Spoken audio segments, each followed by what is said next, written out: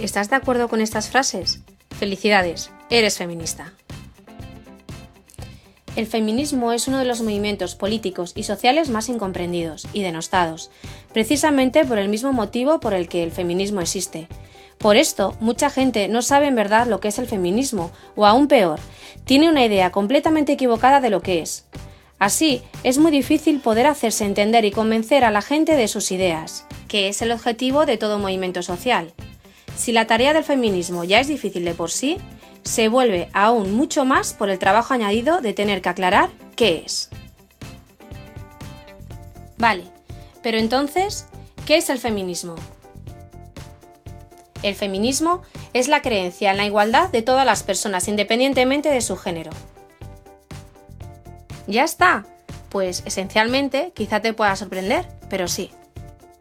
Feminismo es esto y no otra cosa. Por lo que, como decía, si estás de acuerdo, eres feminista. Vale, está pero no está. Esta es la definición de feminismo, que es importante tenerla clara para poder desechar todas las confusiones involuntarias o malintencionadas, pero no deja de ser más que el principio. El feminismo es, en concreto, muchas cosas. Es un movimiento social, es un movimiento político, es una acción política y legislativa, es una teoría académica, es una práctica diaria, es un punto de encuentro y una esperanza para todas las mujeres que en todos los rincones del mundo siguen sufriendo una desigualdad por el hecho de ser mujeres. El feminismo es todas estas cosas, vinculadas entre sí por compartir la premisa de su definición. Pero no es solo una creencia pasiva, sino una lucha activa con unos objetivos y aspiraciones concretos. Acabar precisamente con esta desigualdad. Esta es una tarea que viene de muy lejos. Podríamos decir que el feminismo existe desde siempre, cada vez que una mujer ha hecho algo para no ser discriminada. Pero de manera más formal, el feminismo surge al calor de los avances ideológicos que en el siglo XVIII revolucionaron la forma de entender la sociedad y el individuo en ella, desembocando en la formulación de la democracia moderna. Frente a la Declaración de Derechos del Hombre y el Ciudadano, la revolucionaria francesa Olympe de Gouges escribió la Declaración de Derechos de la Mujer y la Ciudadana en 1791. En el mismo contexto, en 1792, Mary Wollstonecraft, madre de Mary Shelley, la autora de Frankenstein, escribió Vindicación de los Derechos de la Mujer. Estos incipientes planteamientos ideológicos tuvieron un primer reflejo en la literatura, que muchas escritoras a lo largo del siglo XIX emplearon para reflexionar sobre su posición en la sociedad. Poco a poco se va fraguando esta reivindicación feminista que posteriormente será conocida como Primera Ola y que políticamente se concentró en acabar con la desigualdad legal que permitía que las mujeres no fueran consideradas autónomas y responsables de sí mismas, no podían votar ni tener propiedades. Eran, a todos los efectos, consideradas igual que los niños y dependían legalmente de la tutela de sus padres o de sus maridos. Así surgió uno de los movimientos más conocidos, el llamado Movimiento de las Sufragistas. La segunda ola se desarrolla a partir de mediados del siglo XX, desde la nueva ventana abierta por los influyentes trabajos teóricos de Simone de Beauvoir, con el segundo sexo, y Betty Friedan, con la mística de la feminidad. Una vez conseguida la equiparación legal de derechos, resultaba evidente que la igualdad real aún quedaba muy lejos. A partir de este momento, se empezó a observar la desigualdad de género como una realidad cultural y se tendió ahora a las desigualdades de facto, llevando la mirada al seno de la familia, el trabajo y el resto de ámbitos sociales. Con la segunda ola, alcanzan notoriedad cuestiones como los derechos reproductivos y la violencia doméstica. La tercera ola empieza a desarrollarse durante los años 90. Con ella se pasa de ver solo la desigualdad como una realidad cultural a percibir la diversidad cultural de la desigualdad de género. Esto es, el feminismo deja de tener una perspectiva principalmente blanca y liberal, es decir, empieza a dotar de importancia a la vivencia desde la diversidad social, racial, económica, de orientación sexual, etc. Esto hace que al tiempo se empiece a poner en cuestión los propios conceptos de feminidad y qué significa ser mujer. Como vemos, el feminismo también es muy diverso, por eso a veces se habla de feminismos y no solo de feminismo. En verdad, aunque parte del punto en común de que las mujeres no son menos que los hombres, tiene una gran diversidad de aproximaciones y de perspectivas.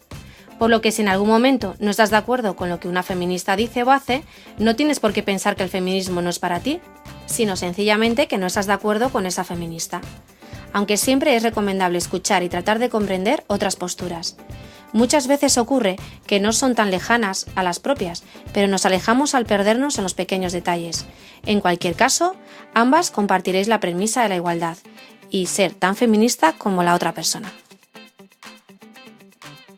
Vale, eres feminista, pero ¿qué significan todas esas palabras raras que se utilizan? Es cierto que en el feminismo a menudo se utilizan conceptos que muchos y muchas no conocemos. Claro que son términos que provienen de la reflexión teórica y no del lenguaje cotidiano.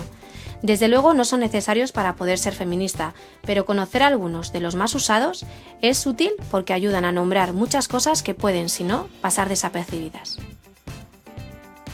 Sexo, género. Hay una diferencia entre ambas y es necesaria para descubrir dos realidades similares pero distintas. Sexo hace referencia a lo biológico, ser macho o hembra, y por tanto es una cuestión física. Género se refiere a un comportamiento cultural en función de los diversos roles asignados por la sociedad.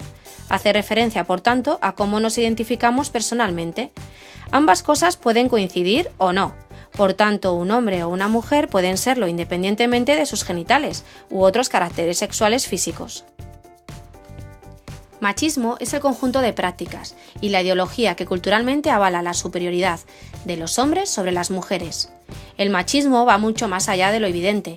De hecho, como en un iceberg, la mayor parte de comportamientos machistas son prácticamente imposibles de percibir, sin una mirada atenta y analítica.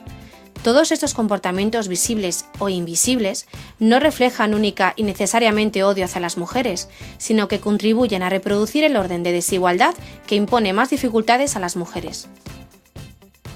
Micromachismos son precisamente los pequeños comportamientos que pueden parecer superfluos pero que son propios de esta tradición machista, como puede ser el ayudar a una mujer al presuponer que no puede hacer un esfuerzo físico.